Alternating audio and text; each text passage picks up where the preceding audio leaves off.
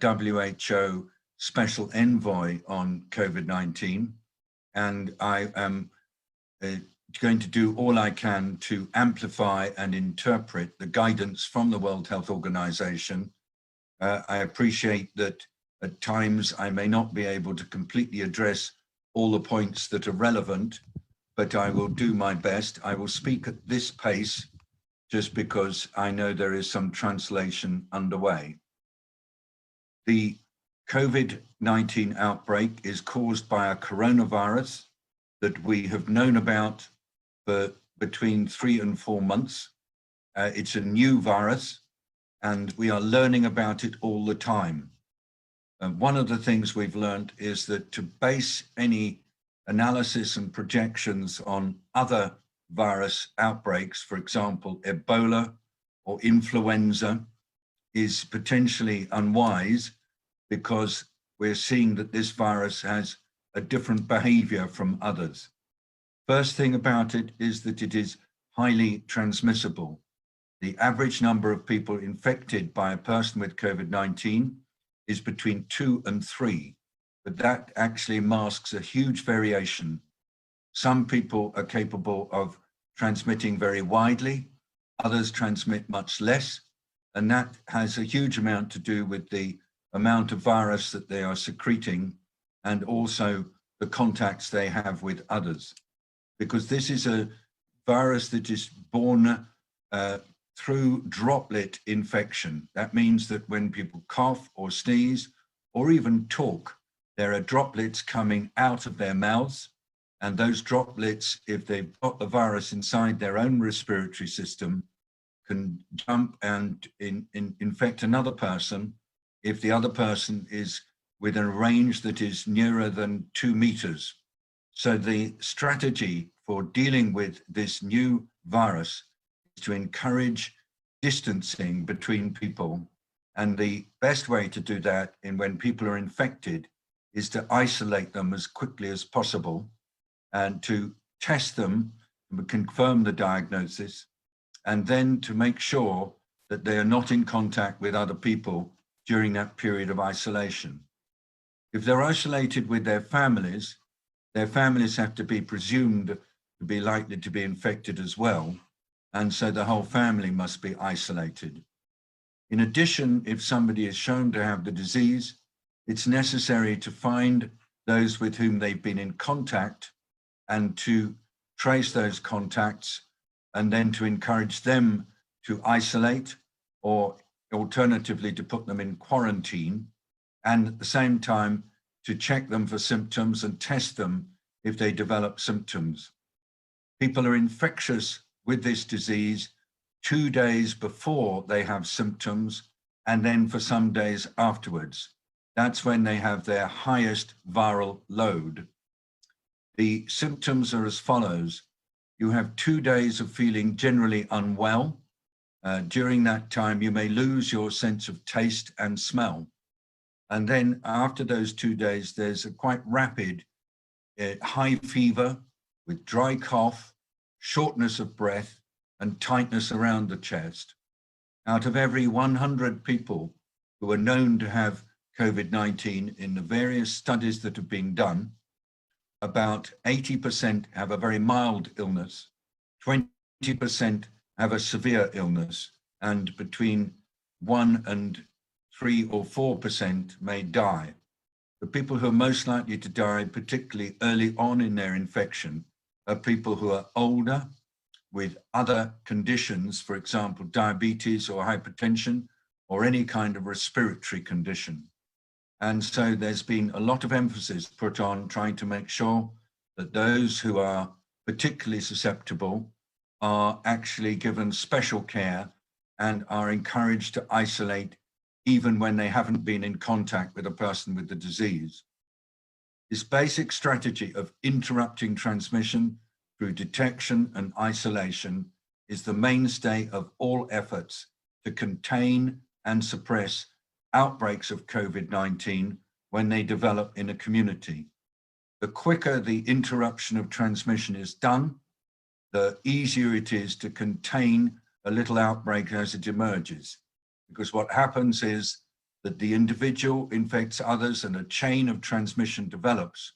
And if that chain of transmission continues without any kind of interruption, then it becomes a cluster. And then over time, there is widespread transmission in the community. We've seen situations where there's widespread community transmission in some quite intense outbreaks that have developed in China and in South Korea and also in Singapore. We've also seen intense community transmission in Iran, in Italy, and now also in Spain, in France, in the United States, particularly in New York, in Massachusetts, in California, in Washington State, but in the picture in the United States of one of a growing number of intense transmission outbreaks that, when taken together, show that the United States is now becoming a very intense area for transmission.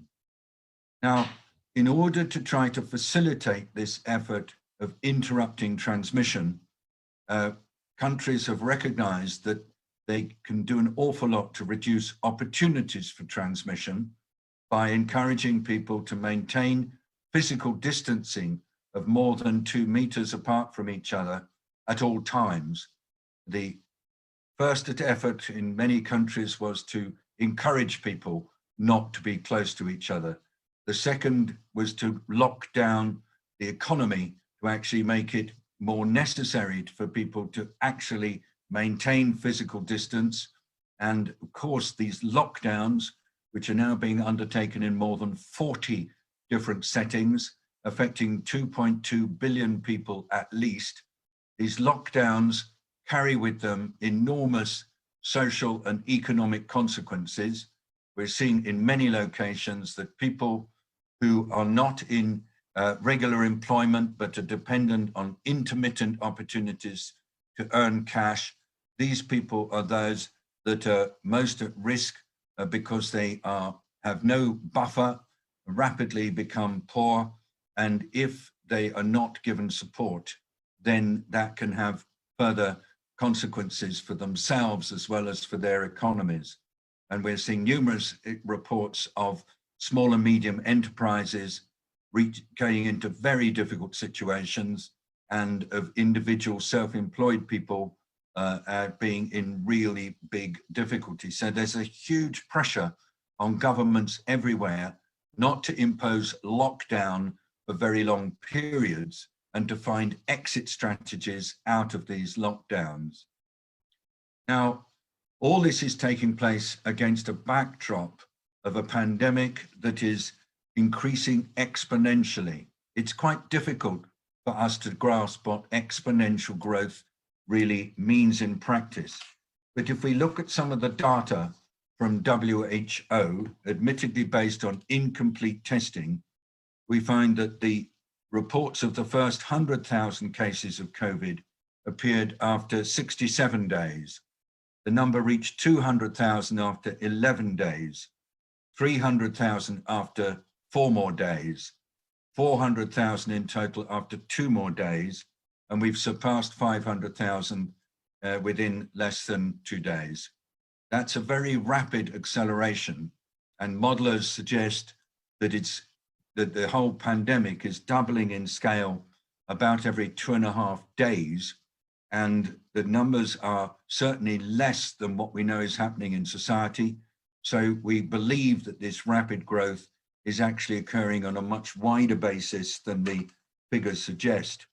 And so with this acceleration, governments are realizing now that unless they take extremely robust action to try to reduce opportunities for transmission, their chances of reaching a situation where the outbreak curve starts to bend and the increase in numbers starts to reduce, their opportunities for doing this are limited if they wait too long before imposing strong action. There is, of course, a great deal of criticism of different governments around the world for acting slowly when the evidence from China, from South Korea, and from Singapore was that rapid and robust responses are necessary. The current strategy being pursued by WHO and being really set forward to countries everywhere is, number one, make sure you do have capacity at community level to be able to interrupt transmission by identifying and isolating cases of COVID quickly and making sure that they do stay isolated. And that strategy, with its associated finding contacts and tracing them and keeping them under review, that strategy is now very much being advanced. And as the disease goes into a number of countries where it's only in very small amount, there is a huge effort to try to persuade the governments of those countries to implement the interruption strategy immediately with good quality, community-based public health services. And this is not simply just having people in the community who are there ready to offer advice. It's actually covering whole populations and keeping an eye on them individually to find those who are ill and making sure they are isolating and also get the support they need. And also in that process, finding those who need medical attention and making sure that they can get to hospitals that are equipped to treat people with COVID-19 with the proper attention to the health of staff as well as the survival of patients. There is now a global market failure in personal protective equipment for health workers, as well as for some of the material they need to keep people alive. So we've got a market failure on the personal protective equipment, or PPE for short, a market failure on masks, and real shortages for many countries of being able to access ventilators in order to keep people oxygenated, and the other pieces of equipment to go with that, in particular oxygen, either through cylinders or through central supplies. This availability of hospital services, though, is key, because if people feel that if they're being asked to isolate and change their behavior, they can't get access to care when they're ill, then they in turn get very demoralized and they worry for the well-being of older people. And if health workers feel that they're being asked to work without adequate protection and or training and the materials that they need, they also get extremely demoralized. So as well as organizing the public health services in the community, we're also encouraging countries to make every effort to get the right kind of hospital care prepared. Once a few cases are there, you can do it. Once there's a lockdown, you have a little bit of leeway. But the moment the lockdown releases and transmission is strong, then health services get quickly overwhelmed. We're asking all government leaders to prioritize interruption and to make sure that they can interrupt transmission and get it strong when they're doing lockdowns, so that when they release lockdowns, they don't get a great flood of cases and have to reimpose the lockdown, which we believe will create massive physical disturbance as well as continued economic challenges. And therefore, trying to get governments to focus on where this is going, to look 2 or 3 weeks ahead all the time, is part of our effort to get them prepared. We're also encouraging governments to recognize that if they are unable to prioritize some of the essential things that people need, particularly food and water, then that in turn will add to the problem. So there is a lot of work underway now to look at food systems, and we can see, and this is relevant to you, that already Kazakhstan has said that they're going to restrict exports of wheat. And if this habit of countries introducing food export bans goes on and it becomes a domino effect, this creates the conditions for challenges in the global food system. Currently, the Food and Agriculture Organization says that the stocks of food, particularly grains in the world, are reasonably good, but that doesn't alter the fact that because there is a crisis, those who have food are tending to hold on to it, and that applies to households, communities, local authorities, national governments. And when that practice happens, then prices start to go up in local markets. So the combination of people being in financial difficulty because of the effects of lockdowns and rising food prices is a real concern. And in discussions with colleagues in India in the last few days, the challenge of ensuring food security for those on low incomes becomes increasingly important. As we look ahead, we anticipate that more and more countries will find that through lockdowns, accompanied by community-level efforts to interrupt transmission, they are able to slow the speed with which individual outbreaks are developing. So the doubling time extends from 2.5 days to say 10 days, as we're seeing in South Korea. This is a very different kind of outbreak curve. And so these delaying tactics are key, but I have to keep stressing that containing and suppressing the small outbreaks as they begin is absolutely essential. And without that capacity, withdrawal of lockdown becomes very difficult. In the long term, we're saying that humanity is going to have to live with this virus because it's very unlikely that in the foreseeable future, there will be a level of people in the population with sufficient immunity for the outbreaks not to progress as we have been seeing them, and for a kind of steady state to emerge. But instead, what we're saying is that countries everywhere need to remain on permanent alert to be able to identify cases quickly and close down and suppress outbreaks as quickly as possible. We'll have to live with that. And the situation where that might change is if there is a vaccine available that's widely administered. At the moment, we do not know whether a person who has had COVID-19 has lifelong immunity to reinfection. It's so difficult to make predictions, and coronaviruses and the immune response to coronaviruses, I am told, and some of you may know better, is a very tricky challenge because developing a vaccine against coronavirus is not a straightforward issue, and immunity against coronaviruses is very variable in terms of the ones we know. So I'm saying, please don't assume that we will reach a point where there is widespread herd immunity in populations and include that in your strategies. At least for now, we're saying that that's an unwise strategy because that will lead to a lot of mortality and morbidity, overloaded health services, and we still don't know whether this virus is capable over time of having much worse repercussions for younger people. There is early data from Italy suggesting that their intensive care units have got a younger population in them overall than those that have been seen in some other geographies. Last point is just, I do think that the role of the scientific community in doing well-coordinated research is absolutely key. Research into the development of different kinds of diagnostic tests so that virus tests, which we need at the beginning of an infection, are available in large numbers all over the world, and that countries don't have to therefore resort to minimalist testing. It's very hard to fight a virus, and we're in a war against this virus without knowing where it is. Secondly, we need sensitive and specific antibody tests in order to check to see the extent of asymptomatic infection in communities. There's quite a lot of confusing data available, suggesting in some cases that the asymptomatics are only perhaps double the number of people with symptoms, others saying that there's more widespread asymptomatic transmission.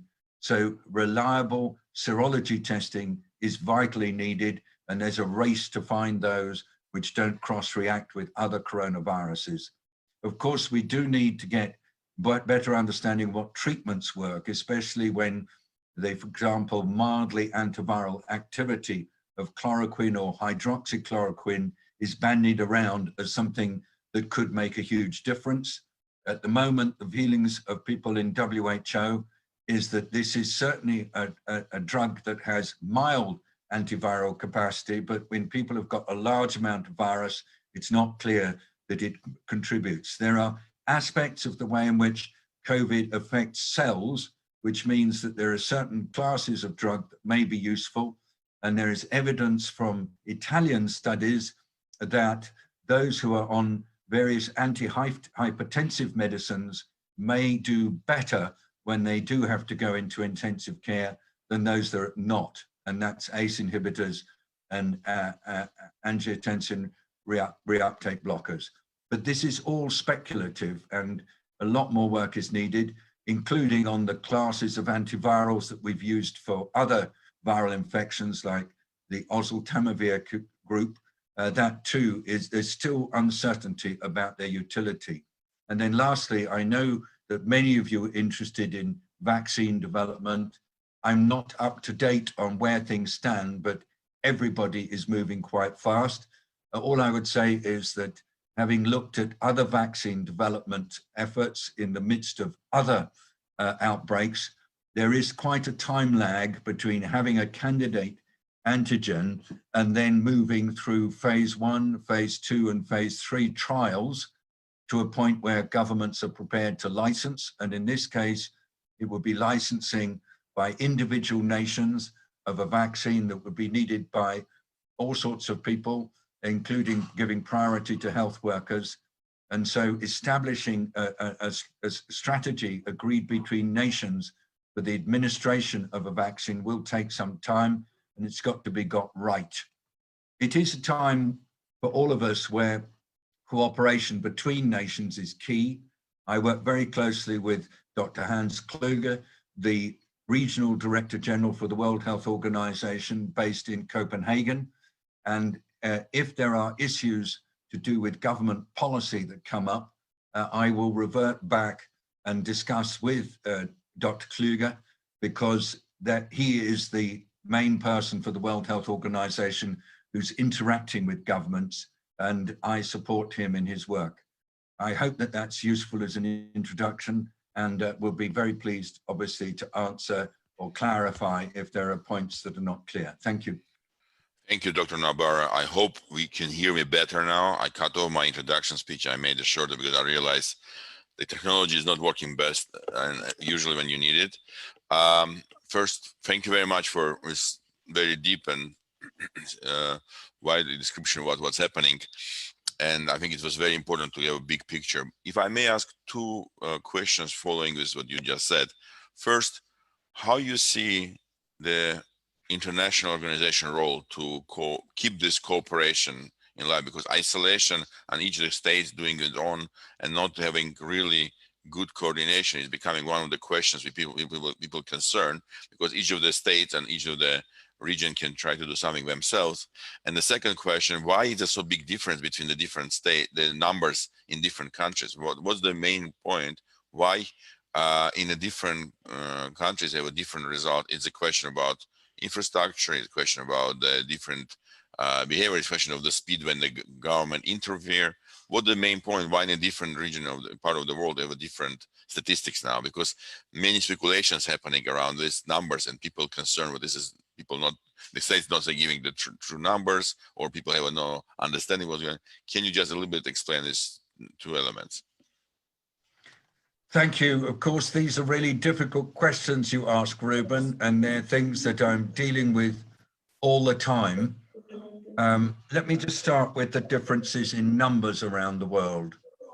Remember that a pandemic like this is made up of a huge number of different outbreaks, and each outbreak has its own characteristics, and the pattern of an outbreak depends hugely on the extent to which there has been a lot of activity and movement at the beginning, because that determines the pattern of spread. And the countries that have been able to interrupt transmission very early, as soon as any little outbreak emerges, are the countries that have been able to have slower doubling rates of their cases. And so we can very quickly see that there is real virtue in that approach. So South Korea and Singapore are showing a different pattern compared with others. Secondly, the numbers are, of course, estimates. They depend hugely on whether or not testing is done. And different countries have adopted different testing strategies. And so interpreting the numbers has to take account of the reality that we are often really a bit blind as to where things are. I don't think it's hiding. And I can't, of course, there will be pressures on certain people to conceal. And even we hear stories of health workers who really badly want to work and to save lives, actually knowing that they might have COVID, but continue working because they feel that they have to do so. So there are some quite strong temptations to conceal at the local level, at the national level and internationally. But by and large, my approach is to just work with the information we have. Of course, we're seeing that different countries are at different stages. For example, in much of Africa, we believe that still there are quite a lot of small outbreaks and that very effective early action can get them under control. Whereas in Italy, there was a period when transmission was missed. I think that the Italians are prepared to agree to that they didn't quite realize what was going on. And that led to the brewing up of a huge outbreak in northern Italy. And there was also quite a lot of movement in Italy between the north and other parts of the country before the lockdown really started, which seeded the disease into other places.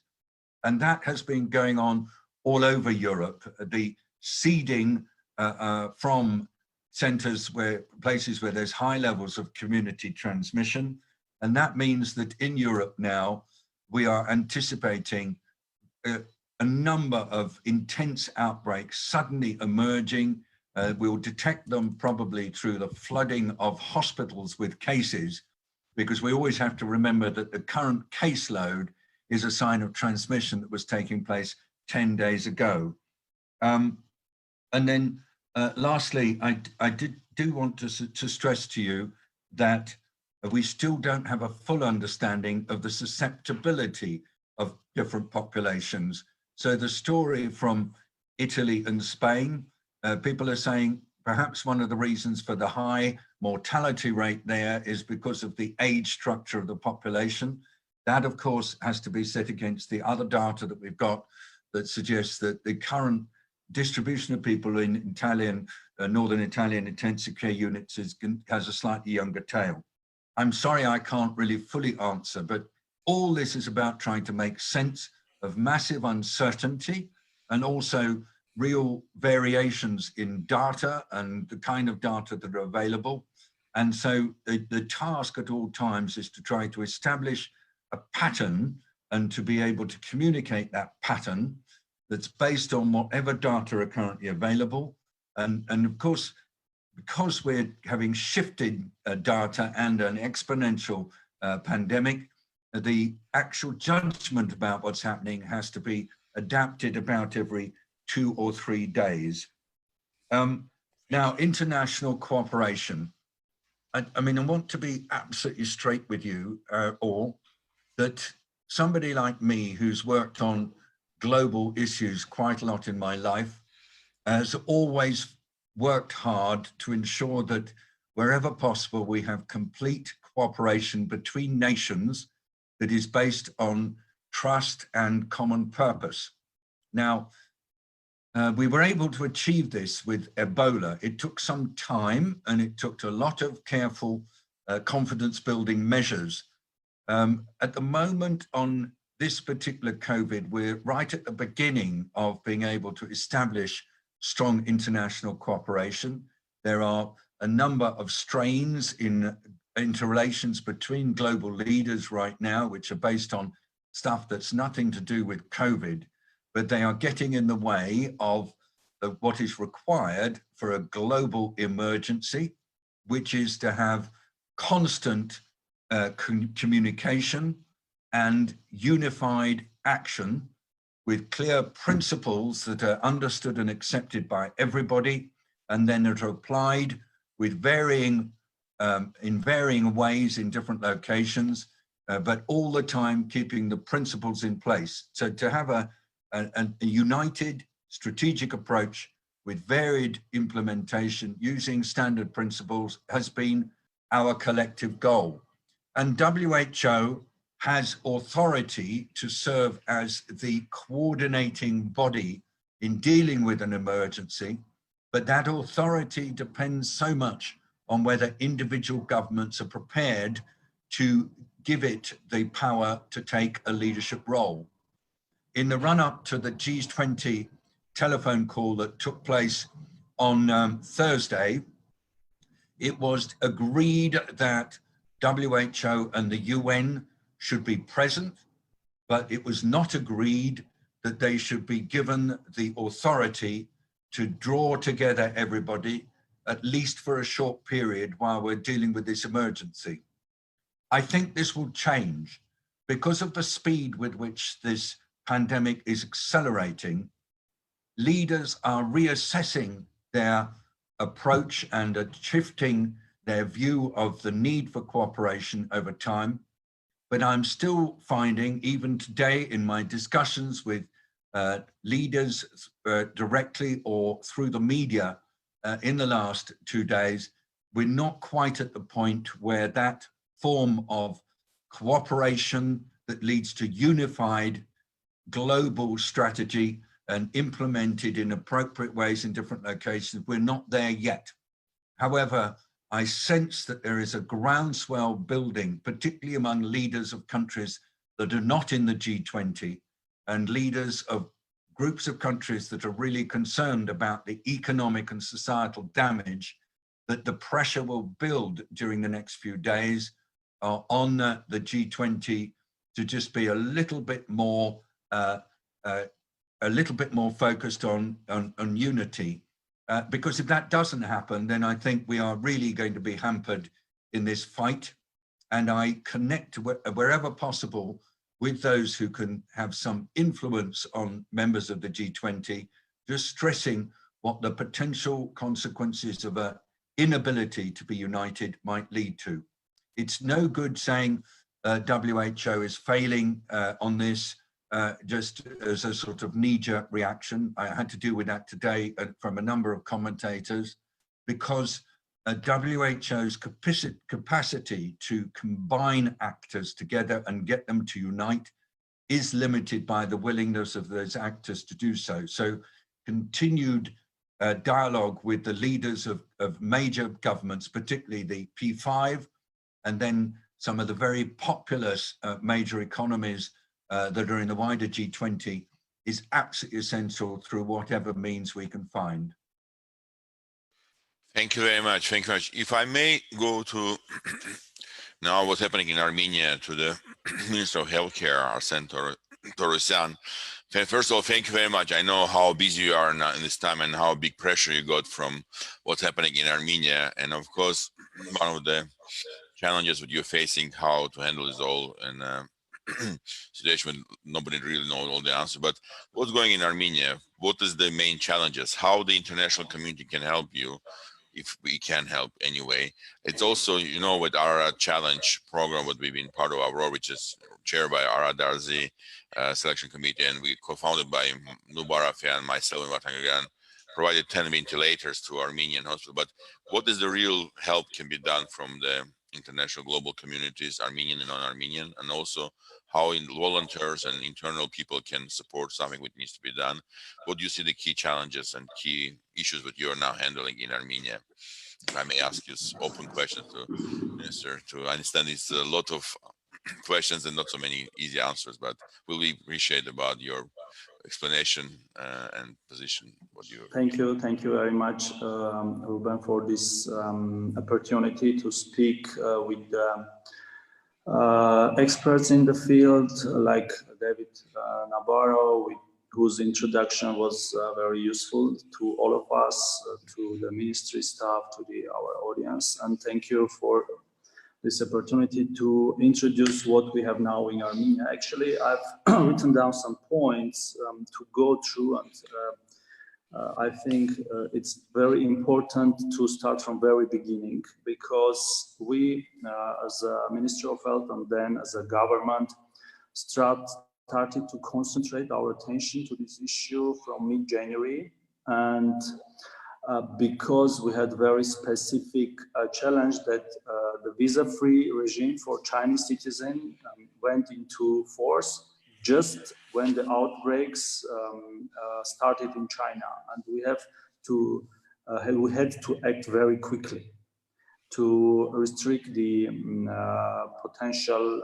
entry of the virus with the Chinese citizens into Armenia, and we acted very quickly and just stopped this visa-free regime, and which I think allowed us to have a lot of time to get prepared for the cases in Armenia.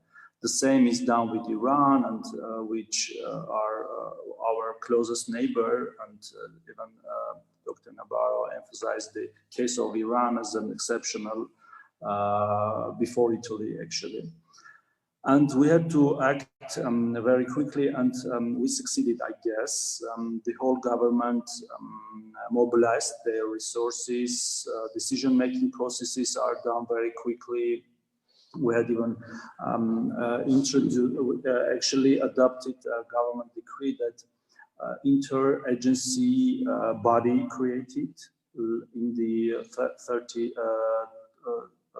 in the end of the January, which coordinated all the things through now.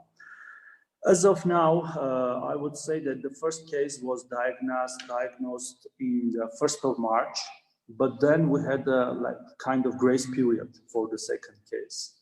The first case was from Iran, and the second case and the third case was from Italy. And after the second case, we had growing numbers of cases because of the local transmission. And now as of actually morning, for Armenia, we have 372 cases, out of which 28 are healed or recovered or virus-free, we can say so. And we have one fatality. What we do now as anti-epidemic or pandemic measures is mainly in line with WHO and UN and international community suggest. This is a limitation of movements of people. Actually, the country is under lockdown, total lockdown now for a period of week, but it can be revised, like to have more, to extend for a week or so. We have a system in place for testing of the suspected cases, tracing the cases, isolating the contacts, mainly in the special cases like hotels or so, self-isolating of second contacts or people that travel to Armenia from the risk zones, like the number of countries is now very big, actually more than 20 countries, and the list is getting more and more extending. Yeah. And the treatment, of course. For the treatment, I can say that we try to use the drugs or methods that are actually not totally evidence-based, because we have very short time to justify everything, the international scientific research community. But we use the chloroquine, we use the antiretroviral drugs, from actually a week for a period of week or so, and we will have our own results soon, I guess. The second part for the treatment is that we are actually creating a branch in the health system to deal only with coronavirus. We are mobilizing either abandoned or not fully loaded hospitals just to deal with coronavirus with beds. We are mobilizing about 700 beds for only coronavirus, with about 70 to 80 ICU beds, which also can be extended to a bit more. Of course, we face lots of challenges, starting from personal protective equipment that we have insured, and actually all countries now insured of this personal protective equipment. But this is very keen and very crucial to break the transmission cycles, because if medical doctors, like in Italy, or nurses get infected, they transmit the disease in hospitals, and the people who are sick and who have chronic conditions, or our elderly citizens can get infected, and we will have, actually any country would have lots of fatalities. So the personal protective equipment, I think, is more important than even having ventilators in ICUs. Because if you have like hundreds or thousands or even tens of thousands cases, I think any healthcare system cannot handle, no healthcare system cannot handle this cases, this number of cases. So we try to buy PPEs from mainly from China, but also everybody, as everybody knows, we have lots of logistic problems, because flights are shut down to the lots of directions. The land transport is very slow, plus lots of land borders are closed now. Actually, all our land borders now are closed, except of course for cargo, but again, there are limitations for cargo too. For instance, if the driver of a truck has a high temperature, he's not allowed to enter the country, to Armenia. So we mobilize even our air cargo resources to have charter flights from different countries for PPEs and equipment, plus charter flights to actually evacuate Armenian citizens to Armenia. For the international support, of course, we started to involve our all international partners, starting from UN agencies. This is mainly, of course, WHO, European office and Armenian office. UN, other agencies like World Food Program is trying to help us to get some PPEs and equipment, tests, of course, the tests too.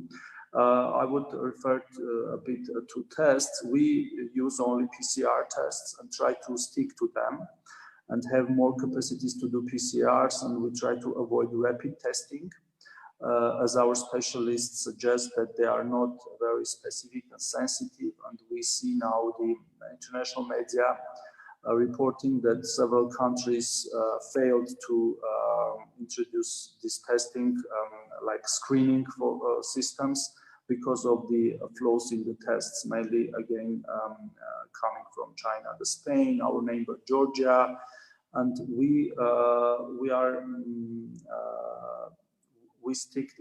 try to increase our capacities only for PCR testing. It is very difficult, it is very expensive, but it is very correct, I guess. And for the other international support and coordination, we work very closely with our neighbors countries. So except from the transnational organizations like UN or WHO agencies, we try to work closely with our neighboring countries, with Russia, from which we get lots of support, mainly for testing equipment. With China, we work very closely with China, and we see that China is trying to help more and more countries, and using their technical experience, how they did, how they succeeded, plus using their capacities to provide the PPEs and equipment. Of course, Armenian community and Armenian diaspora also helps us, mainly from US. And we are continuing to these efforts to see how they can continue to help us. Though we understand that US is now another burning point or area in the map of the world, but I think that this cross-country or cross-national support can help nations like Armenia have face this challenge with less damage, I guess, because now we are in the phase of damage control, something like that. And for the economy and for the health system particularly, and for the spread of the disease. So again, just summarizing what I've said, we do stick to the proposals from the WHO and other international partners to find suspect cases, to test them, to trace them, to isolate the contacts, to treat them, and break the transmission cycles as much as possible, and hoping for the vaccine and for the specific treatment to come out. Because as again Dr. Nabarro stated, there cannot be an expectation that this will end soon. We have to get ready for the long-term interventions, and all governments actually have to do this. And I can say that Armenian government understands this, that this is not an issue of one or month. And we have to be ready for these long-term interventions. I would be very happy to answer the specific questions if there are. Thank you. Thank you. Before we're going to the next panel and come back to some question, I want one more question about the volunteers. We heard in many countries people willing to support, because today the main message for all the society saying stay in home, behave correctly, try to keep the rules, don't violate the private, again, try to follow all the rules. And this is the only way you can help, the best way to help. But there are a lot of volunteers. We heard about 400,000 people in UK. We heard in Armenia was 1,000 people. And we also know it's one of the issues about not enough places to put the people with quarantine, not enough nurses, not enough medical service people. Do we see any programs of short-term education program where we can help people be educated and help support the infrastructure? Because we saw in Italy how the medical people been basically working 24 hours, 7 days a week, and getting a lot of by infections because of the too many pressure to them. Do you see the volunteers can help some way to decrease the pressure, or it's not realistic? Thank you. It's a very good question. Actually, we have two kinds of volunteers. First type of volunteers are those who can help with logistic, with paramedical support, let's say so, that we have now, and we have several thousand people that sign up for this volunteering, and we try to select those who are in the age and condition that are less risky for them to get involved, not to harm them, and then to provide some very basic training for epidemiology issues, how to protect themselves, how not to get infected. And the second type of volunteers are medical staff, actually, that are not dealing with the infectious diseases or epidemiology in general life, in their general working life. And we mobilize them to retrain, actually, as doctors or as nurses who can deal with patients with coronavirus. And so far, we have trained about more than 100 of doctors and nurses for a short period of time, like for 3 or 4 days, with the basics of epidemiology, how to protect themselves and how to approach these patients. And second, the basics of like pulmonology and infectious diseases that can be a substitute for those doctors who get infected. And it's very pity for us, but we have now several, actually, a nurse and a doctor from an infectious disease hospital that got coronavirus. And also we have lots of elderly doctors and nurses that should be, actually must be substituted as quickly as possible, not to put under the danger. So the volunteering, of course, and mobilizing the volunteers is one of the main directions to provide the continuity of the service, because medical staff is warning out, or actually warning down, I don't know the exact, yes, thank you. Thank you. If I may move to Lord Ara Darzi, the former Minister of Healthcare of UK, and now he's the Director of Institute of Global Health Innovation in Imperial College, and one of the key specialists of the using artificial intellect to robot to some of the new areas. But also he's the chairing of the Aurora Humanitarian Prize Selection Committee, and he's the International Advisory Board member of our Foundation of Armenian Science and Technology FAST. And he also advising many other governments like Kuwait, Qatar, and Kuwait, and running a lot of different institutions. If I may ask Arajan, what do you think about this all happening? What is the key challenges for the hospitals? Because managing hospitals now are becoming one of the big challenges, and you are active surgery. Also, not only, by the way, we're talking about coronavirus patient, but also other patient is facing some challenge now, how we'll get the serve. And of course, UK situation was quite unique. If I may ask you to a little bit explain, because people was confused about messages, what was the UK approach to the coronavirus was a little bit different compared to China or South Korea or Singapore. And we heard a lot of different stories about this, and it'll be good to get from you directly what your view about what was done in UK, what was right or wrong, and how you see the situation, and of course the challenges that you're facing in the hospitals and general healthcare system. What do you see the solution of this, if any? Thank you.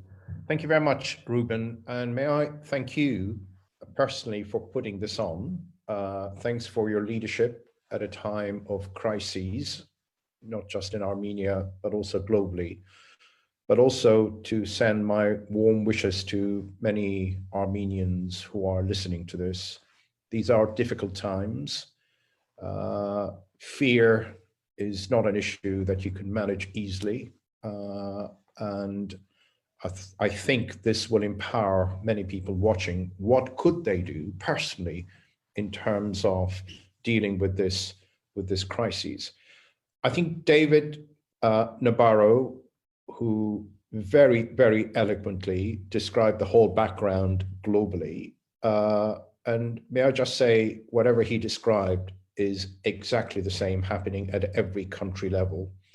This virus doesn't know any boundaries, doesn't know anything about race or religion, doesn't even know if you're a prime minister or not, as you probably have heard in the last 24 hours.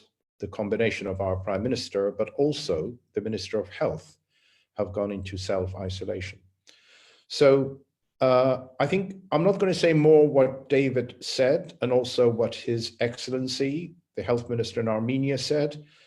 I think the only way in which we're going to manage this, or at least try to get on top of it, is through the public health interventions that have already been rehearsed.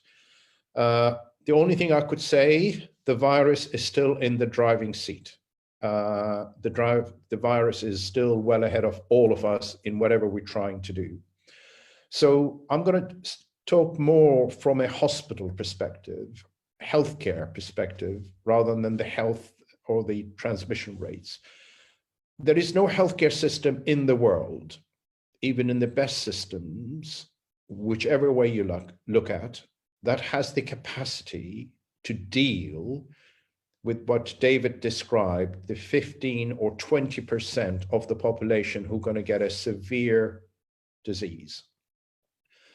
The only thing we can do to reduce this burden in terms of mortality is to get the balance right between the demand and the supply. As I said, the supply is fairly limited. In other words, the supply of health services. So I hope everyone listened to David in terms of what needs to be done out there.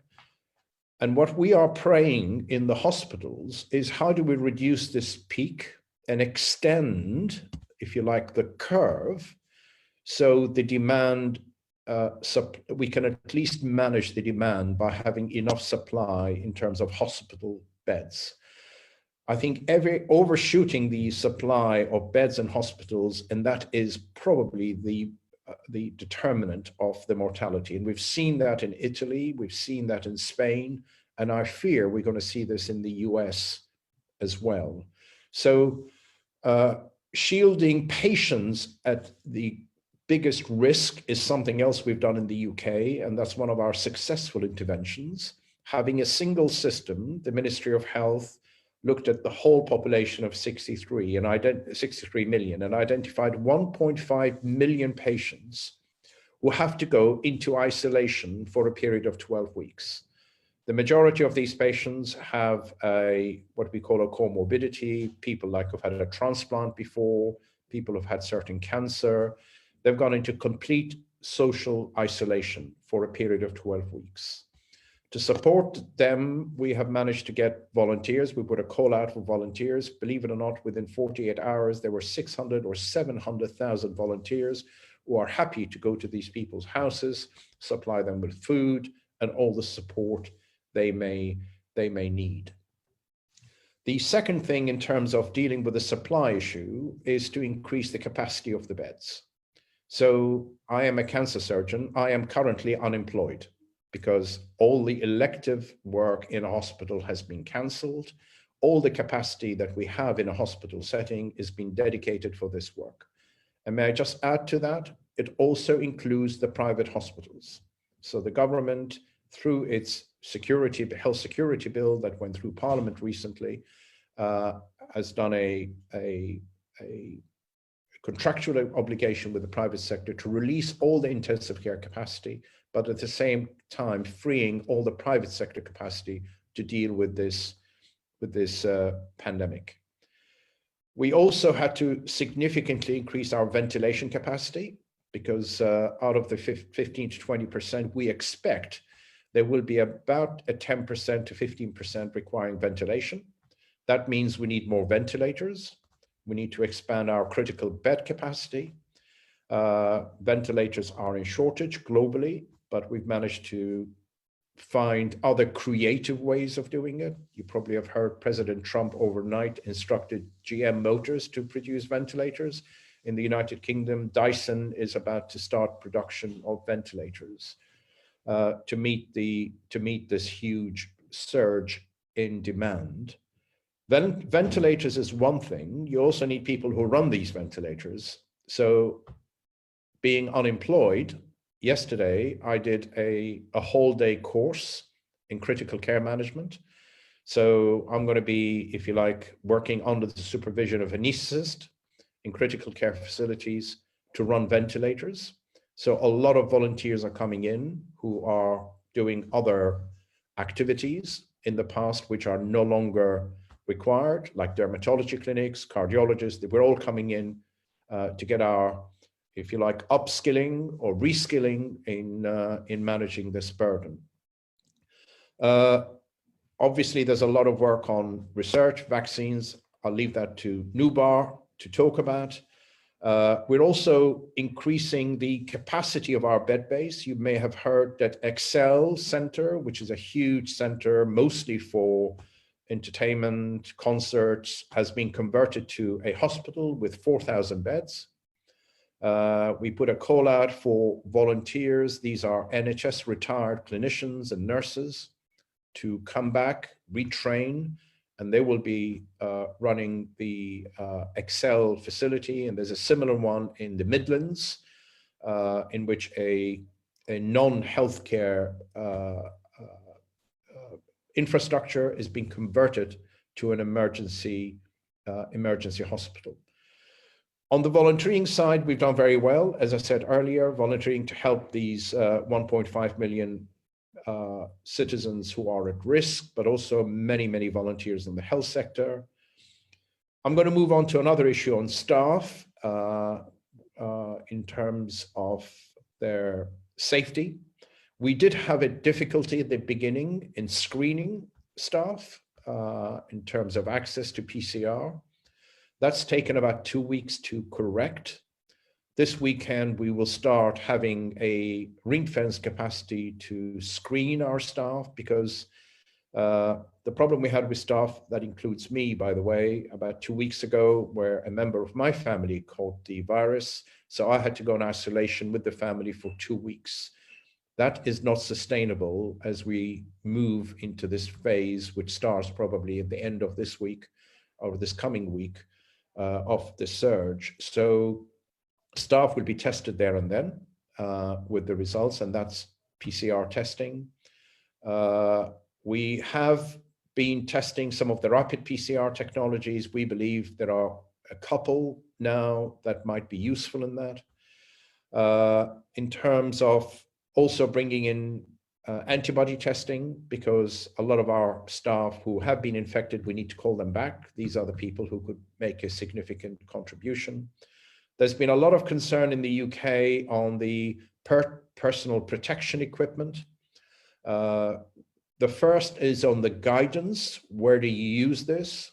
Where do you need to use this? And we now have an independent policy, which is published yesterday, bringing clarity who needs what level of PPE in terms of their protection in different levels of critical care versus even the use of PPE in social care in the community.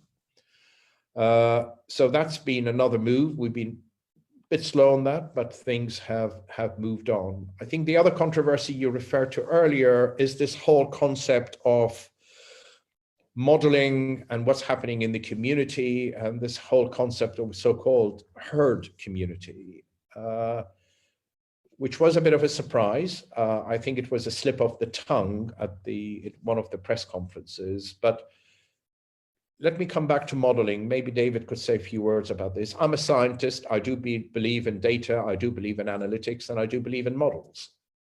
However, models are as good as what you feed a model with. In other words, if you have adequate population numbers that you've screened and you trust your data, your model is never going to be working. It will also, the danger with models could give you the false sense of security, what's happening out in the community. So David was very eloquent and very diplomatic in the way he explained this.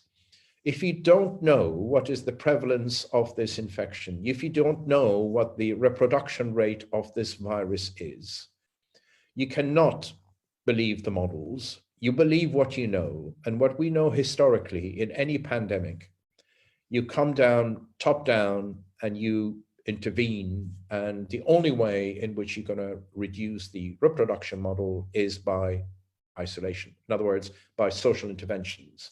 And we've seen some of the interventions, and now we are in the more critical bit of that social intervention, which is the lockdown. And in a lockdown, you're trying to achieve is to reduce this reproduction rate from what it is at the moment, 2.4 to 3, down to 1. Then you will have control, and you can at least manage the supply of hospital services to meet this demand. And sadly, what we're looking in the United States at the moment, there is absolutely no control on the reproduction rate. So in the beginning, we had this, again, academic or intellectual thing. If we allow the reproduction rate to drop, but not to 1, to get the 80% of the population who may have a mild illness, we may provide this herd immunity, but life doesn't work that way. And so I don't want to confuse it further. We are where we are. On the other hand, though, I think I'd like to make one or two other points about the lockdown. Lockdown doesn't work for a long time. At best, you probably could push it to about 3 weeks, maybe 4 weeks.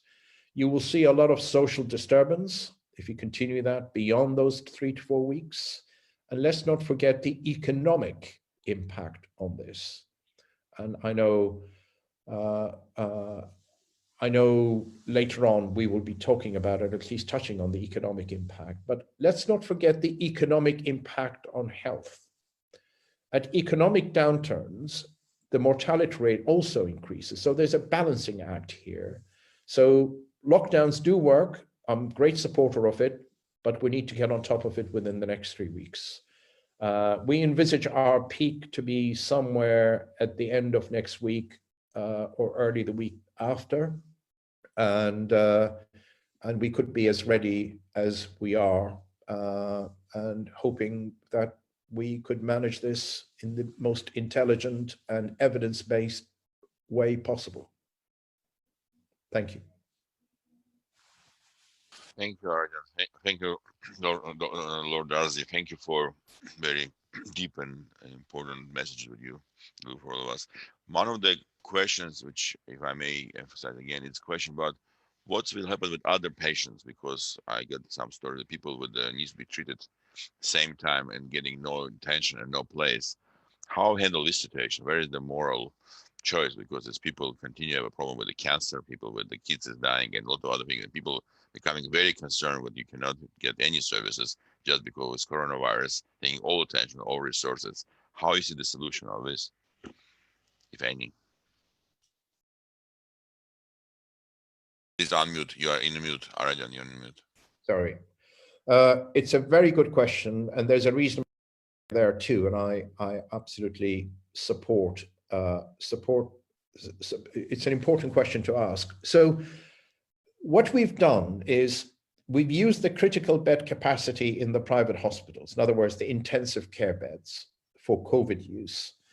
But we have also taken on the non-intensive care capacity and tried to deal with what we call emergency non-COVID situations, like patients who might be receiving chemotherapy or patients who have had a side effects of chemotherapy. But if a patient who is waiting for cancer surgery, they are mostly being delayed for a couple of weeks because we don't believe it's going to make much of a difference. And there is always a risk of coming in and obviously being infected with COVID. So it's all balancing act. Every patient, whoever is the clinician managing that patient, is being managed in that way. So we haven't 100% stopped. So if someone is going to get a myocardial infarct or a heart attack today, we still have the access facility to allow these patients to be admitted and still have their angiograms and their stent put in. So it's not a complete lockdown. We're only dealing with serious emergency situation in non-COVID patients. Thank you. Thank you very much. Again, for me, it's a big privilege to be moderator of people who really understand something which I don't understand at all. And I'm moving now for my friend and my partner, for life partner. We've been doing many things last 20 years together. And the first time, Vardan will ask you a question which I have zero knowledge.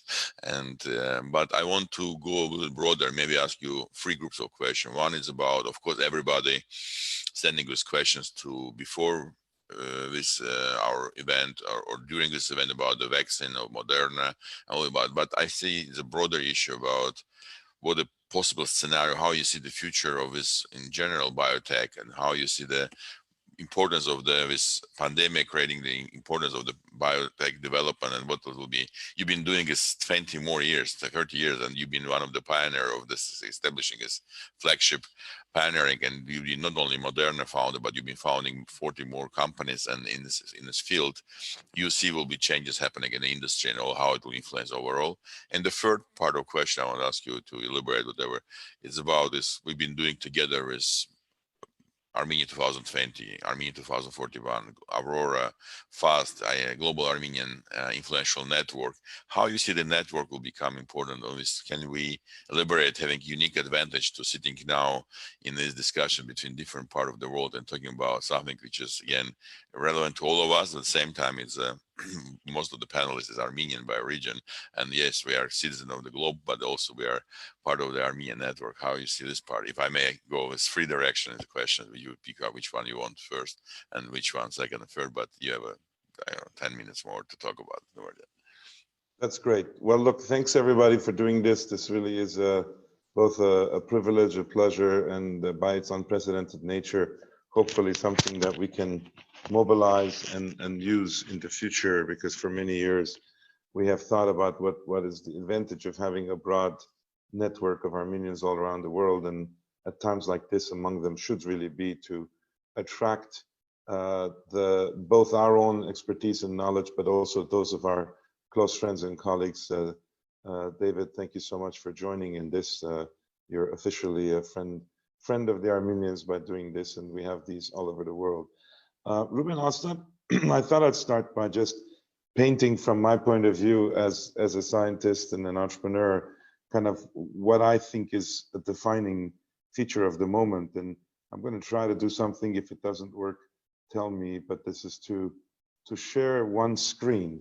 Is this visible on your screens? Can you guys see this this Yes. chart? Yes. Okay, great. Yes. I put this up. Many of you are seeing these online. This is fairly current to describe the world that Dr. Navarro described, which is that every single country has this chart of these cases that are going up like wildfire. This is meant to show the various doubling rates ranging from once a week to once every 2 days or even faster, cases that are doubling every day. You see the US now 23 days into this with 100,000 cases. And I put this chart up to just make the point that this, in my view, is nothing short of a global biological war. And I use the words carefully. This is not biological in the sense of man-made, but this is very much an all-out biological war. By the way, in nature, there are many such confrontations. Species go extinct, and we just don't know anything about them. And basically, certain specialists in biological fields follow these and explain why certain things went out of existence. But in fact, this kind of biological war is with precedence, except it hasn't affected humanity quite in this visible way. And there's two reasons I mentioned this. This is not the scary part of it. I think we have to treat it as that. I think one of them is that this is kind of a war between a social animal. I never thought I'd use the word in a conversation, but we are social animals, and an invader that uses our social contact to transmit itself. So it's a particular, I would say, attack on our social being. If we were not social animals, if we were trees and we couldn't move around, this would not have a problem. And again, I think we have to realize that this is our vulnerability. This is where isolation is such a key and first point. But we're also social animals that carry with us an immune system. And I'm going to talk a little bit about that, because that has to be deployed in this global biological war. And above all, we also have, as a social animal, technologies. Our intelligence have given us massive amount of technologies to deploy. And while we're being clumsy about getting organized to do so, certainly with the World Health Organization's leadership and many countries following, we're getting better at it. And I think that the prospects of we're not going to lose our socialness in this particular war, but we will suffer casualties because of it. I just think it's important to put it in context. Let me mention a couple of just high-level things then with that said. Many of you know that my activities involve starting biotech companies that explore completely new ways of delivering therapeutics and many other technologies. One of them being this company called Moderna, and I'll just very quickly relate to you. I'm not going to get into the science very much, but Moderna has over the last 9 years developed a whole new platform of medicine based on messenger RNA. Messenger RNA is the molecule that exists between DNA and proteins that carries the message, the information from what is our inherited repertoire of genetic potential to whatever protein the body needs to make. And of course, some of those proteins are what the immune system needs to be able to wage this battle, and then mRNA can also be used there. What's important to know is that this technology, even while it's being developed for the last 9 years, has no approved drugs or vaccines that have come from it, but it has over 20 different drugs and vaccines that have been tested in humans. They've been tested in over 2,000 humans across many different disease states, and importantly, 7 of those being vaccines. Now, in the vaccine world, you have to show the effectiveness of the vaccine in a prophylactic setting to prevent the disease, but you also, above all, have to show safety. And we are gaining more and more demonstrations of safety, even while some of the vaccines we've worked on are continuing to go up the learning curve in terms of demonstrating efficacy. We had been working on coronavirus vaccines with the NIH for the last 2 years. We've developed a candidate vaccine for MERS, which has been tested in animals and was getting close to being tested in humans when this pandemic broke out. And at a very early stage, thanks to the close relationship we've had with the NIH, with particularly the NIAID, the infectious disease part. The Moderna was asked very rapidly to try to come up with a particular molecule of mRNA that would represent the most vulnerable part, it's believed, of the virus in its ability to infect cells, but also the most distinctive part to be able to use as an antigen for a vaccine.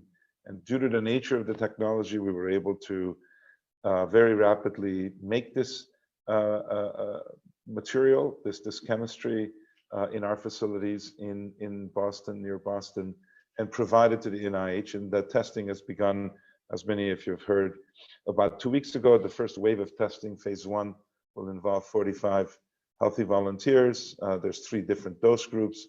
And as we now progress through each of the dose groups, we expect to have both safety information as well as, importantly, early information of an immune response, which, given the numbers of patients, will be not significant yet, but it will be indicative of going to the next stage, which we hope, upon positive early results, will start in the spring.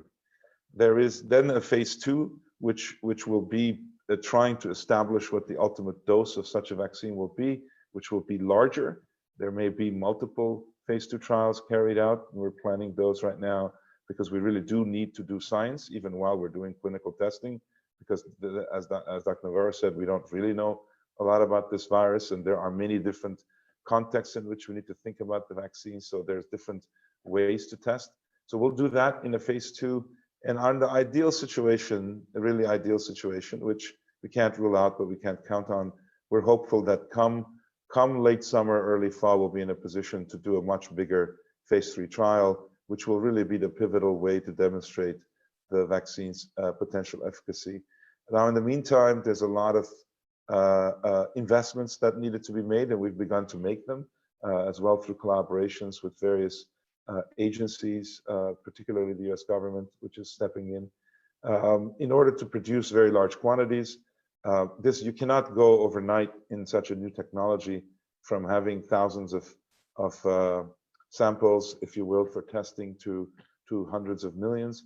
But the technology that we're using, we believe, will be quite robust and quite scalable. And so we're beginning to manufacture, we're beginning to stockpile, and we think that over the summer, we'll be able to at least have material sufficient, should the need arise, to be able to deploy some of these vaccines for frontline healthcare workers, which under emergency situations may in fact be life-saving.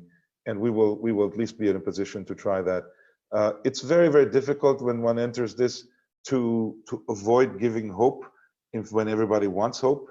And so we're very, very careful to say that, you know, we believe that if what we're doing works, and if what everybody else is doing to do vaccines works, we still will not make enough vaccine to supply the world. So this is absolutely not a competition between different companies and different approaches. This is basically a competition between us and the virus. So it's human technology counteracting the human social tendencies we have that makes us vulnerable against a virus that abuses it. Basically, what's where the situation is. Let me just say a couple of other things, and I'm happy if there are questions to go into that again.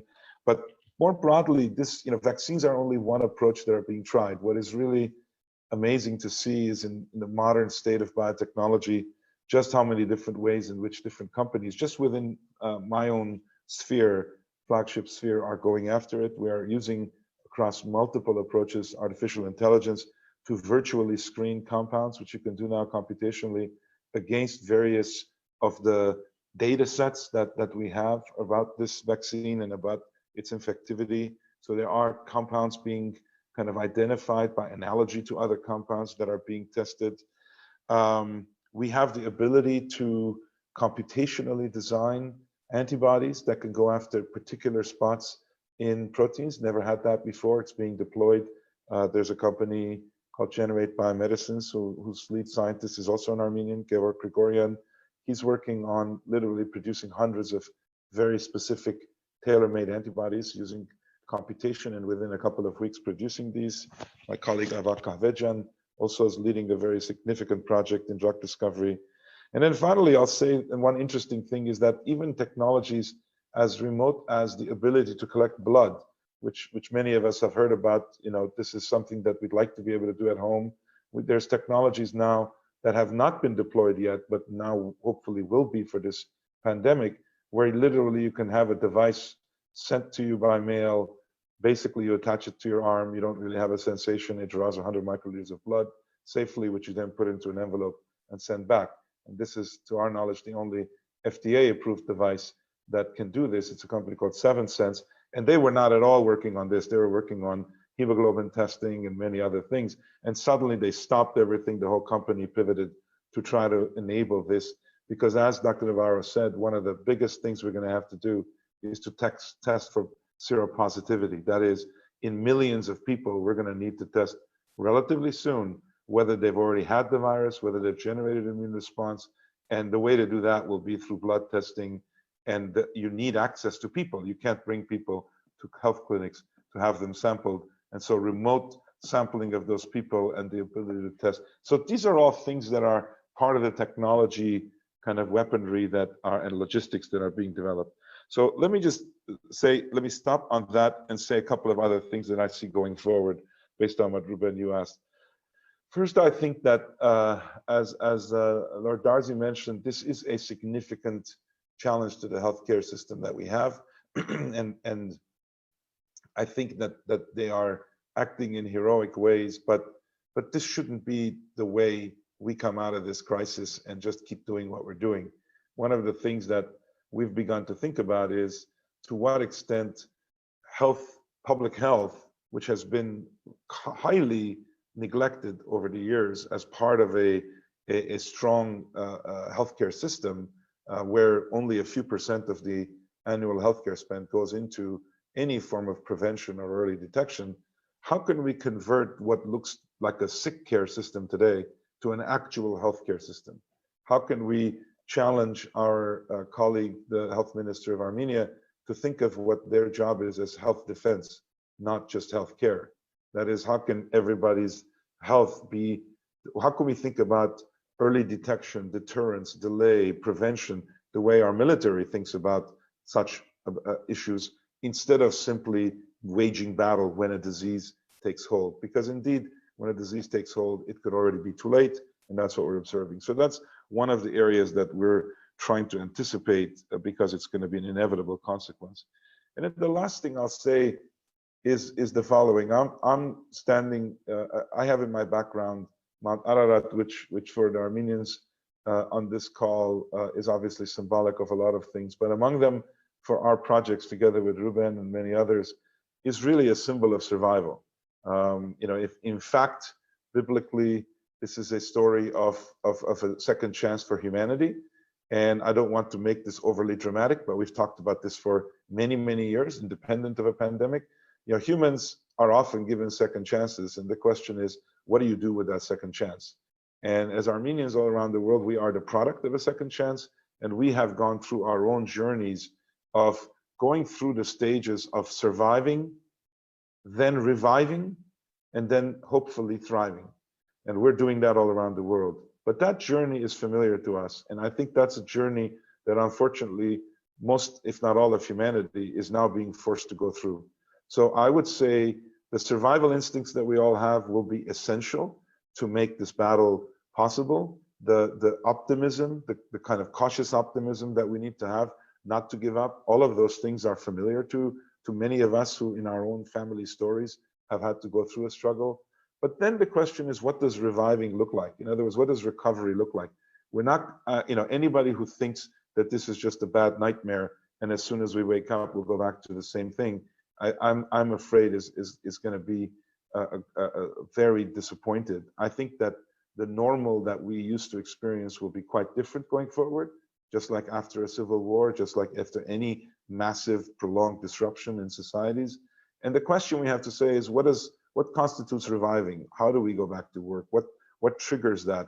How do we rely on each other? What does trust in government mean? What does trust in large corporations mean? All of these things, which Andre may want to touch on, are on the table, and we're having many, many discussions across many different fora about this topic. So surviving, going to revival, and then eventually thriving and thriving in a way that hopefully can prevent these situations. And I say that with the background of Ararat simply to say that I think Armenians should basically keep that symbolism in mind, and everybody is going to wage this battle. This is not unique to us, but at least within our community, we have experience to draw on, we have resilience, and we should use it. Thanks a lot.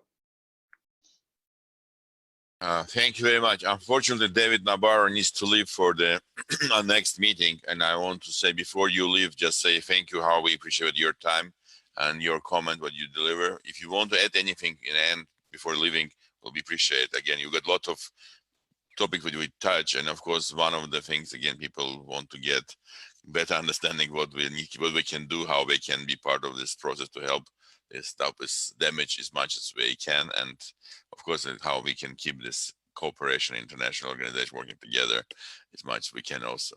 But David, please, if you want to say just a few words before we... Just first of all, what an honor to be part of this webinar. I've learned a lot. Firstly, about the thoroughness with which the Armenian government is approaching this threat. Secondly, about the way in which you are collectively working together and learning from each other, the way in which Ara was able to share the British experience, and also from Nubar, just how much exciting science is being brought to bear. And I totally agree with Nubar's last point, that actually coming out of this, things will be different. It's not going back to normal. It'll be a new normal. And as you've heard, and as I'm sure you'll discuss, there's a lot of opportunities to make the new normal even more suitable than the old normal was for taking advantage of the skills of the human race to deal with existential crisis. Thank you to everybody.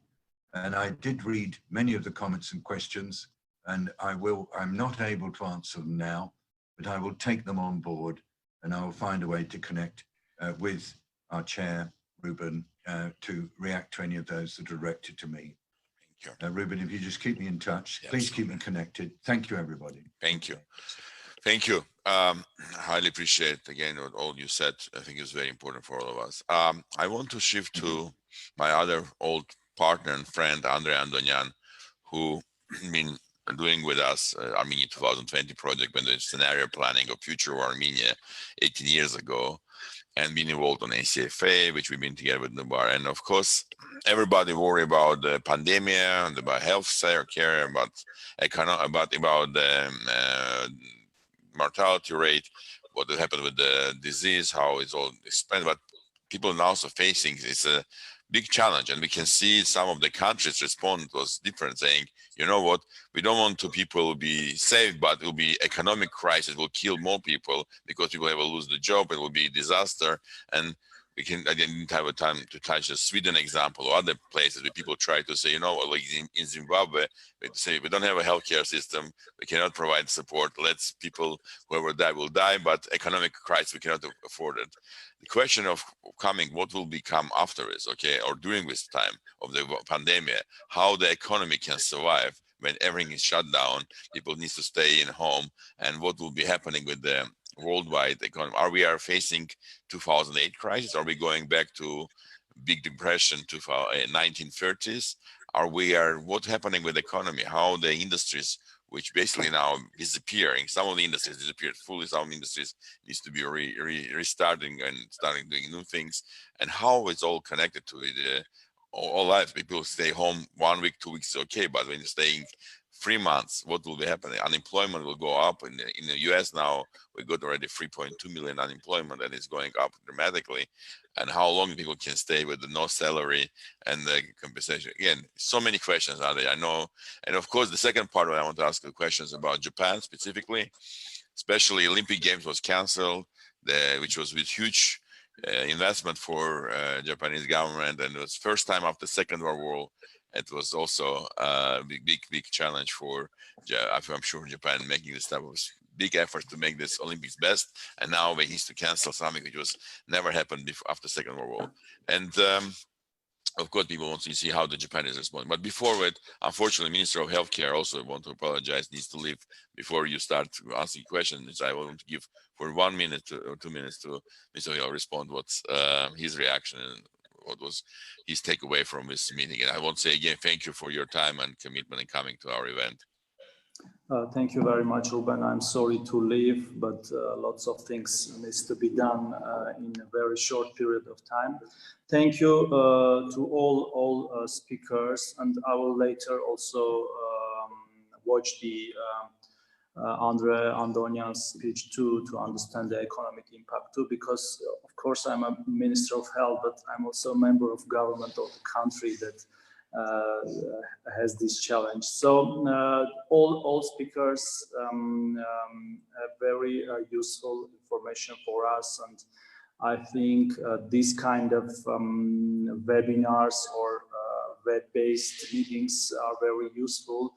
I would also like to one more time to thank you, Ruben, and ask if there are any like new speakers or anything needs to be updated in a week, two, or in a month.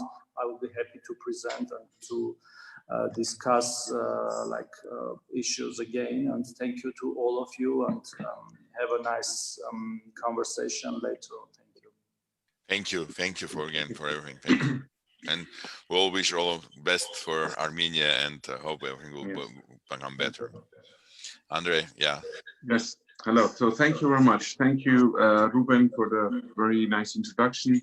And I'm very honored to be here as a panelist with so many illustrious friends and colleagues. And the question you asked about the economic impact, I wish I had the exact answer. I think everybody is looking for that. And what we are doing, and I think I want to build also what Lord Darcy said earlier, Ara said, we are also based on facts. So as McKinsey, we are looking at the facts, and therefore we have developed various scenarios. And the scenarios depend actually on safeguarding, on one hand, lives, like what happens actually to save lives. And the other hand is to safeguard livelihood. So basically the way of creating, if you want, value, having jobs, earning, and so on. And if you're in a lockdown, this is hampered.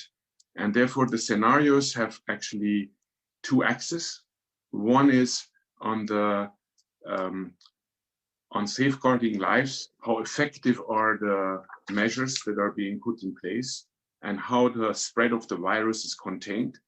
So if it is very effective, then usually the impact is 2 to 3 months only, I put it this way. And therefore on the economic side, I think the rebound is faster. If it's like a medium scenario where you have some resurgence, but you more or less, I think, prevent, if you want a catastrophe, a global one, then I think it takes longer the recovery. So it may take like 2 years longer, and I will come with specific scenarios. And if it's a broad failure, then it will be probably the biggest depression we ever have experienced. Yeah. So that's that axis. And then on the economic side, it also depends what actually governments are doing, what companies are doing, and what the action is. Again, here, if there's an effective intervention, so there are policies that prevent that there is structural damage, and the pre-crisis fundamentals are kept, the recovery will be faster. The medium scenario is that partially these interventions are successful, like the banking crisis is avoided as an example.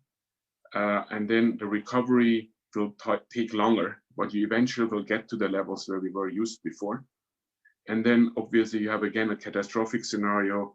If there's widespread bankruptcies, the banking system collapses, and that will be a disaster. So you have 9 scenarios. If you take those, it's 3 axes and the intervention, you know, and then on the economic side, we believe as McKinsey right now, we don't see that as black. So we are basically saying this very negative scenarios. At this moment, there is no reason to believe that will happen. So we are probably more in the middle scenarios. And I'm going to basically take 2 middle scenarios that at this moment, I find they are likely. And as we are speaking, we are observing and trying to get additional facts to get, those scenarios more concrete. If you take like a scenario where the virus spread is being controlled quickly, like it's in 2 to 3 months, you have that under control. And the economic measures are like the medium scenario, what I just mentioned. There, I think basically what will happen is that the GDP in the second quarter of the world GDP will decline by 4.9%. And we will end up with the GDP worldwide 2020 end of the year with minus 1.5%. And we will get to pre-crisis levels end of the year. So this is like a scenario that is more on the optimistic side. The effects are different by countries. So if you take the Eurozone, the effect will be deeper. And we heard actually a bit in the discussions, it's very difficult to get an aligned reaction on the European side. And therefore it hampers actually also the economic activity. So in the Eurozone, we would think that the drop in the second quarter would be 9.5% in GDP, and the GDP would end up with minus 4.4%. That would be our forecast. And Europe would be like 1 quarter behind the rest of the world in terms of recovery. Yeah. On the other hand, we believe that if China and Japan stay the course as they are right now, they will be pretty much the fastest out. So in the third quarter of 2020, Japan will manage to get to a 0 GDP growth, China minus 0.4. And the US is like in between. This is like that scenario. And then if I take another scenario, which basically is one where the virus spread is only the medium scenario, not the optimistic one. So you have some resurgence and things coming up. That's where actually the recovery will be only in the third quarter of 2022. So we are talking about a long period here. And the GDP in 2020 will be minus 4.7% worldwide. In the Eurozone, minus 9.7, US minus 8.4, Japan minus 5.6, China minus 2.7. So the spread is really wide. And I want to underline what Ara said. Also, it's extremely important to try to contain the virus as fast as possible because it has major economic impacts the longer the situation continues. And if we make now comparisons, because you asked how big is going to be the depression, actually right now for the US, we believe this is going to be the sort of the biggest, probably it may reach the Big Depression, but definitely it will be the biggest one since the Second World War, the effect in the US. So we are right now thinking between -8 and -13% on the US in terms of real GDP percentage from the peak to the trough, approximately. Yeah. And you have seen other forecasts from investment banks who came out for the second quarter, like Goldman Sachs, Morgan Stanley. They're all like between 24 and 30% drop in the next quarter for the US. So it's actually in line a bit of what you are saying. The other important message I would like to give is that this effect will vary by industry. Different industries are affected by the crisis in a different way. Actually, right now, I would say the retail business is actually benefiting. And many of the stores, like in Japan, have record sales because people don't go out to eat in restaurants. They cook at home and they buy things in bulk. So they have actually, they're selling right now more in this basic retail goods. Whereas apparel, fashion, luxury, things that are not really needed, they are down -35% as an example. And right now you can see that oil and gas is hit the most right now with -60% as an example. So the range is very big between industries, and the recovery from those industries will also vary because if you're coming from a very low base, it takes longer to go up. So for instance, aerospace will take longer, air and travel will take longer, whereas retail as an example, or even automotive may take faster. Once the supply chain in automotive, the supply chain is fixed, that could go faster, as an example. I would like to also underline what Nubar said, and it's very much also in line of what we are thinking.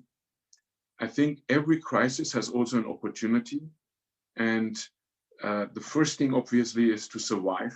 We call it actually to resolve and resilience. So these are the first two steps. And this is true for individuals, this is true for companies, it's true for governments, that we really have to make sure that we survive. First thing. Secondly is returning to work, and Nubar mentioned to that. Here we have to think, and Ara also alluded, we cannot stay in a lockdown forever. So we really have to think, when is the right time? What markers and indicators do we need to know on the health side? When is it safe to get back? And what precautions are we going to take? And we have to think about that and make sure that we can get back in order to get the economy working again. And then this phase of reimagination, we call it, of the new normal. There will be a new normal. So the future will not look the same.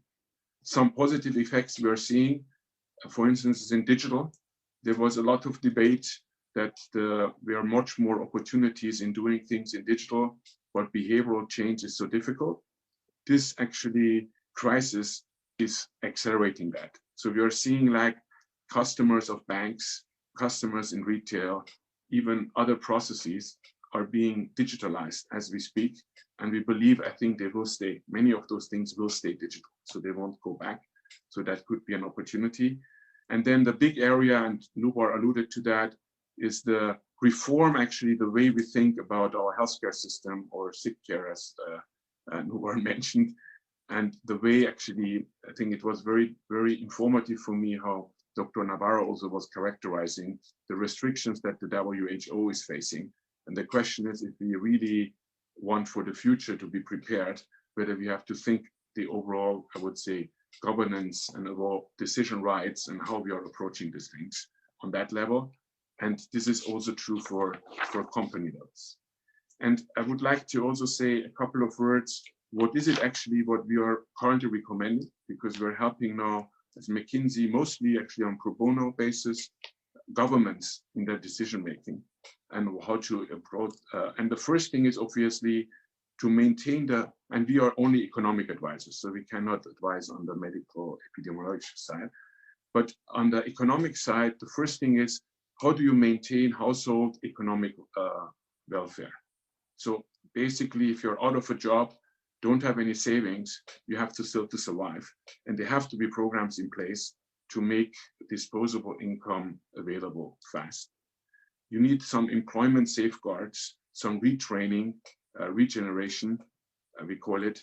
That's extremely important. Then in terms of the companies, to make sure that they keep their liquidity and their cash flow, because otherwise they will go bankrupt. And the question is also, those who are losing their revenues, how are they going to, what are any other businesses, adjacent businesses, are there any ideas they can approach? And obviously some cost reductions that could be done in the short term. And then last but not least is the financial stability, the monetary policy actions, and the prudent, we call it always financial measures to relax, for instance, adequacy requirements for banks in this special situation. It's important to have the right guidance here. And last but not least, I would like to also stress what both Ara and Nubar said. This stage is extremely important to understand. There are many unknowns, but there are also many facts around. And we are experiencing that those facts actually are in different places, and it's very difficult to get the overall overview. Therefore, we are recommending to create a nerve center, that's for our companies, that really get all the information that exists in one place, and use that to see how the companies can protect their employees, protect customers, look at their supply chain and see how it can be stable, look at with the customers to see how they can stay close to the customers, even though there is no physical or in-person interaction possible. And it's also important that they do financial stress tests. So make sure that cash position is there so they can stay afloat. And last but not least, the morale and the motivation of the employees is very important. So it's very important for the companies to remind what is the purpose of the company and what are the employees, why are they so important?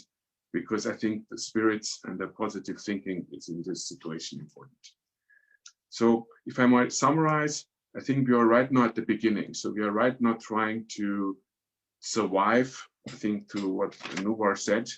We are probably in that phase and not trying to get to the next phase of revival. So that's where we are right now. There are obviously thriving opportunities that we should think about. Yeah. And overall, I think collaboration, and I think this what you're organizing, Ruben, is very important. So all of us have the same information and can help in a more, if you want, in a systematic way. And then the last thing on Japan, you asked me, I'm talking here from Japan. I'm sitting here in Japan. Japan is actually one of the few countries currently that is not under lockdown. So life in Japan is close to normal. So we have in-person meetings. We go to the supermarket, we have goods there, we have domestic travel. And the reason I think Japan is where it is first of all, it took measures very early. It's close to China. It was one of the first countries that actually closed the border to those areas where the infections were high. Very, very early, Japan closed the schools, closed the gyms, closed public spaces, closed restaurants where the tables are too close, so the social distancing was applied. And then Nubar had it on his chart. Japan has also very strong social norms that help in this situation, like wearing masks, obedience of the population if there are some restrictions being imposed. And this have helped so far. And I'm saying so far because over the last week I have seen some carelessness in the general public. And I'm really hoping that we stay and the Japanese stay disciplined so we can continue as is. And like 3 days ago, the governor of Tokyo, Koike-san, basically said if we basically continue to be careless, she's willing to do a lockdown for Tokyo. And I'm hoping that people are following that. So that's the situation in Japan. Thank you very much. Thank you, dear friends, partners who been together with us today, and with people who joined to the webinar, the thousands of people who been following with our discussion. And I think you touch very important points, and it's so many of them. And unfortunately, one of the challenges that we are facing, people don't know which part of take care, because it's an ideal storm when you have so many issues that needs to be handled, moral, ethical, to the infrastructure, for healthcare, to economics or culture, behavior. We are joking in Armenia, finally the men will not kiss each other after this coronavirus, because it was part of the Armenian tradition and will now be gone. And it's a joke, but it's also a serious issue about the changes of the behavior. It's not only a question about how you can save the lives of people, but how you differently behave is becoming one of the important issues. And social distance, information sharing, we are learning. And I'm again apologizing in the beginning with some technical problems of my voice and couldn't make introduction, but the proper introduction, all the panelists. And again, I want to say thank you for your time and your willingness to share very important information. One thing I believe strongly, what we need to talk to each other. We need to share experience and knowledge. We need to understand what is not only state or international organization's responsibility to solve this problem. It's entire our society. It needs to be involved, and by following rules, by learning some new way of behavior, or being volunteers, or just being a proper responding of the crisis, economical and financial, which will coming also together with this healthcare crisis. And it's easy to say, it's more difficult to do it. I believe what we've been starting doing in Future Studio, it was a couple of days ago, our very distinguished professor, Derlugian, made the presentation about the capitalism and how capital transferring. We are started to do this discussions available in our future studio in a technological way, not yet in physical phase, but we believe one thing, it will become important to really talk to each other, to learn, to share experience, what's happening in Russia, what's happening in Japan, what's happening in the US, what's happening in the UK, how the different industries are responding, how different groups of social are responding, how you can share the experience. We got a lot of suggestions for different Armenians from different parts of the world saying we can share the Spain, for example, the woman from Spain hospital said, I'm happy to share what is our following the instructions and the approaches was in Spain to help Armenians. I think we can talk about how we can really use all this knowledge and experience for Armenia or for other places in the world. And of course, there was a lot of questions from diaspora Armenian, how we can help to Armenia, how we can be part of this. It was a lot of questions about how we can learn more about what's happening in Sweden or what's happening in Japan and how it's different between the China. Why is China is win so quickly this fight and we're getting less infections, and many other questions which we cannot cover in 2 hours time. It's too short and we have no time to discuss so many aspects of the discussion which was raised. And I think it's a very important beginning of this type of the conversation. I hope we can continue with dialogues, and I hope we can continue using the Future Studio and Armenia 2041 platform and the Crossroads book, which was been written together with Nune Alikian and with the Nubar and myself, giving ideas about future with using the experience of the last 20 years. I want to say thank you for the FAST Foundation and all the team from FAST who did this amazing technological work, and of course, the people who've been organizing for Future Studio and the other IT guys. And I think one thing which I see it now is ecosystem of which we've been building last 20 years now, starting more work. People see more needs to become together. People see more needs to base their family. By the way, staying more at home, and many of us are facing now new opportunities and challenges of the relationship with the families inside the family because you're staying at home, the kids at home, and all is creating also some interesting new challenges and opportunities of feel more importance of the families and network. That's why I won't just finishing this discussion saying how grateful are all of you to be part of this discussion, and I want to say personal thank you, Nubar, Lord Arzi, Andre, to being together with all years, and what we've been doing, I think it's become more relevant. I believe Aurora and what Nubar said is very critical. What we've been really doing is graduate in action and being human, staying human with human values is becoming critical for all of us, because it's not a question about somebody is a responsibility. It's all of us responsible to keep the world. And I want to say for all of us, just we need to stay together. And I want to say thank you. If any one of you want to say a few words at the end, I'm happy to give nobody you want to say, please. Just Ruben, to put a finer point to what you just said, just add one last thing. I think, the Aurora movement and many of us have been engaged in humanitarian activities. And for us, before this crisis, humanitarian activities involved conflict zones, danger zones, far away from where we live, where we were able to provide support, help, encouragement, visibility, but it was always outside of our daily lives. We have every single person on this call, every single person watching this has a unique first-time opportunity to themselves be a humanitarian. A humanitarian is somebody who is concerned for helping to improve the welfare and happiness of people, particularly saving human lives and alleviating their suffering.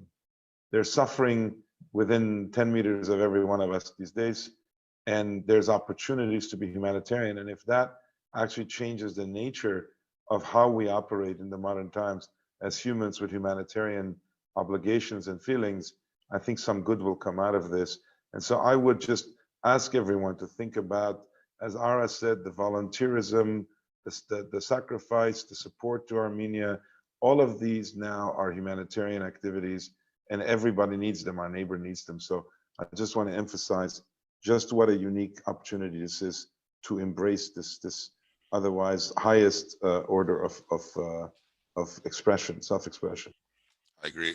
Ara, Andre, if you anything just to end to say, I'm sorry, we have been running 2 hours so quickly, and we have so many more questions. I want just to be saying again, we hope we can continue with conversations. I hope we can find other way how we can share experience knowledge, and I hope we can continue do this regularly. And we hope also we can answer. We got thousands of questions, and we will try to answer some of them in a written forward. We keep some way to this mechanism of the dialogue in life and using the Future Studio platform. And again, thank you, Asti Goganisyan, and all the other people who work with you to doing this. We hope we can improve this all.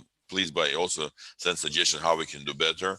I want to just say it's again big privilege to be part of this network and learn from each other and try to work together to do something. It's really important for the human worldwide and also for Armenians. Thank you, and stay in touch. And we hope we will have a more positive discussion later, and we will be helping make the world better and easier to solve some of the biggest challenges we are facing in history of the 21st century. Definitely. Okay. Bye-bye. Thank you. Thank you.